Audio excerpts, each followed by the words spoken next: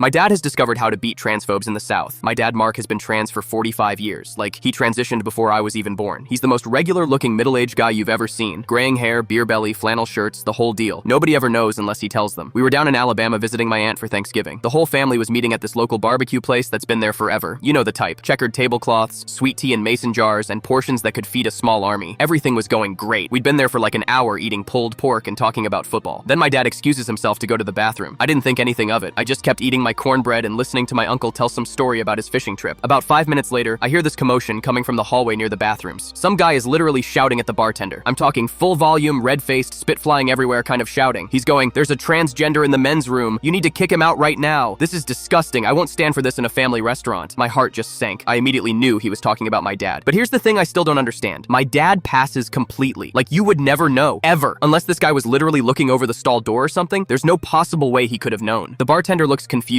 and uncomfortable. Other people are starting to stare. My whole family is frozen at our table, not knowing what to do. That's when my dad comes walking out of the bathroom. And instead of looking scared or trying to explain himself, he looks absolutely furious. Like, angrier than I've ever seen him. He walks right up to this guy, gets about 2 inches from his face, and just loses it. He starts yelling, "Excuse me? Did you just accuse me of being a transgender? Are you out of your mind?" The guy tries to interrupt, but my dad just gets louder. He's going, "I am a God-fearing Christian man, and you have the audacity to stand here and accuse me of something so vile?" My dad's doing this whole Southern preacher voice. He's got his hand on his chest, all offended. He turns to the bartender and goes, "This man is clearly an agent of Satan trying to spread lies and discord in this establishment. I demand he be removed immediately." The guy who started all this is just standing there with his mouth open. He tries to stammer out, but I thought, but my dad cuts him off. "You thought what exactly? That you could come in here and harass innocent people? Accuse them of perversion?" By now, the whole restaurant is watching. And here's where my dad's 45 years in the South really paid off. He knows exactly how to play this crowd. He starts going on about family values and Christian morals and how disappointed he is that someone would make such accusations. The bartender is nodding along. Some other customers are actually agreeing with my dad. One old lady even says, "That's right, you tell him, honey." The guy who started it is trying to defend himself. He keeps saying, "But I know what I saw, I'm not making this up," which just makes him look more unhinged. The bartender finally tells the guy, "Sir, I'm going to have to ask you and your family to leave. You're disturbing other guests with these baseless accusations." The guy's face goes purple. His wife is tugging on his arm, looking mortified. Their kids are just staring at their phones, trying to pretend none of this is happening. He tries to argue, but the bartender stands firm. As the family is leaving, the guy turns around and points at my dad going, "You know what you are." My dad just looks at him all calm and goes, "Yes, I do. I'm a loyal customer who's about to enjoy his meal in peace." After they left, the bartender comes over to our table and apologizes for the disruption. He puts a free beer in front of my dad and says, "On the house. Sorry you had to deal with that nonsense." My dad thanks him, takes a long sip of his beer, and turns to me with this little smirk. He doesn't say anything. He doesn't have to. I'm sitting there trying not to laugh because the whole thing was absolutely brilliant. Later in the car, I asked him how he came up with that so fast. He just shrugged and said, "I've been dealing with people like that for 45 years. You learn to speak their language."